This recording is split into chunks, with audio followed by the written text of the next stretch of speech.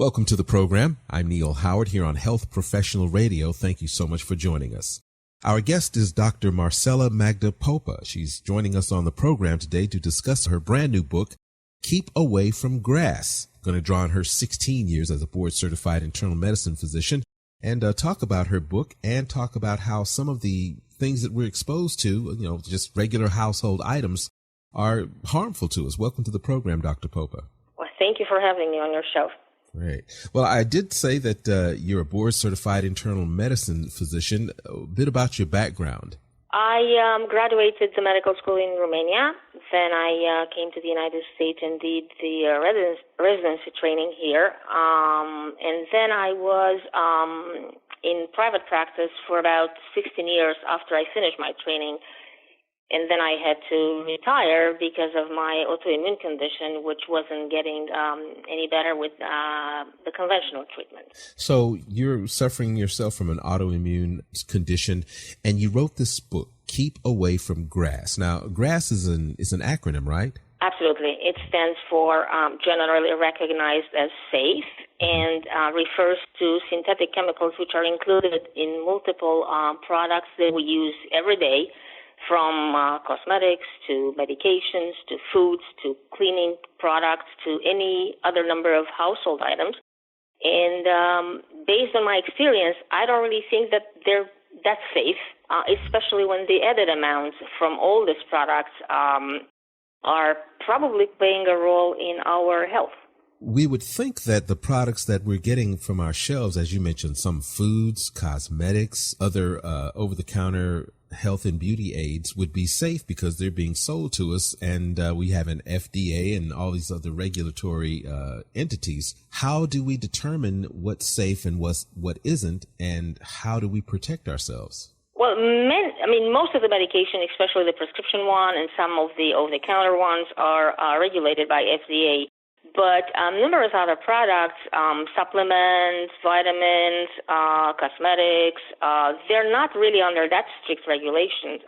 They have some things that's more like recommendations of do not exceed certain limits. These items actually are much under stricter regulation in European Union, in Australia, in Canada, in Japan. Not that strict in the United States, and that's why I thought that consumers have to be aware of this fact. Why do you think that these regulations are more prevalent in other countries rather than the United States? I think it has to do with the way the studies are conducted, and not all the studies come up to the same conclusions exactly. The other thing that plays a role in this discrepancy is the fact that I feel that the small amounts that were exposed on a daily basis could add up in time. And most of the studies, unfortunately, are conducted using large amounts and looking for acute sickness. Mm-hmm. Never attained in daily life. They are something, they're just used in the studies, and if nothing happens, then the study comes up that we're safe. So basically, they're looking for something that could not possibly exist in normal everyday use. Dosage-wise, yes. Absolutely.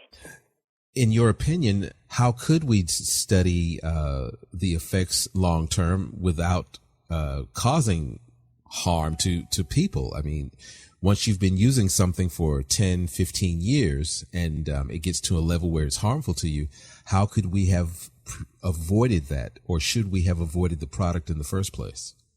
I think avoiding this petroleum-derived ingredient is probably the best way to try to prevent certain conditions, because this synthetic chemicals are really involved in numerous reactions in our body. We cannot dispose of them. Some small amounts would stay with us until we die. And this is the reason why I think that we're better off without them. And as a matter of fact, there are small companies that developed healthier products, and they work just fine, proving that we don't really need this synthetic chemicals in all the products. I mean, we might need them in some medications or some other items which without them would be unable to be produced. But in the cosmetics, in the food, in household cleaning products, in other household items. We don't really need them.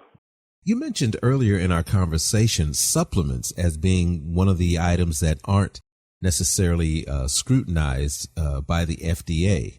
A lot of people consider supplements at the same level as pharmaceuticals or over-the-counter drugs that are regulated. Why do you think that the packaging and the advertising of supplements is the same as foods and drugs that are regulated by the FDA? Is that part of the problem? I think that the fact that the supplements are not regulated means that you don't really know what's inside them, how much of the active ingredient that they're supposed to have, what else they have as what they call inactive ingredient. They're all play a part into this manufacturing process. And I think some manufacturers do stand by their product and they use the amounts that they state on the labels while others don't. And some of the ingredients are a bit misleading. For instance, you would see capsules and supplements included in capsules which are called veggie capsules. But most of these veggie capsules are actually produced by reacting cellulose fibers with a chemical called propylene oxide.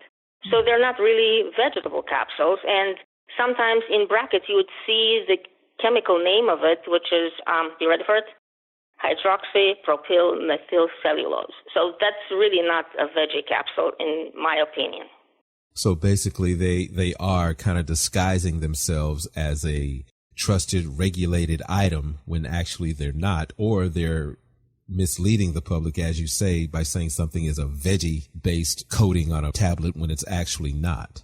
I guess there are lots of things that are like that in aerosol sprays and toothpaste. Are we talking pretty much everything that we could find in our kitchens or bathrooms? Yes. Conventional products have multiple ingredients which are synthetic. Most of them petroleum derivatives, and obviously I think of them as unhealthy. And I wouldn't have thought that unless I had these conditions that actually made me notice very unusual joint symptoms when exposed to certain creams. That's how it all started. And of course, initially I dismissed the idea. I said, it can't be. I'm going crazy.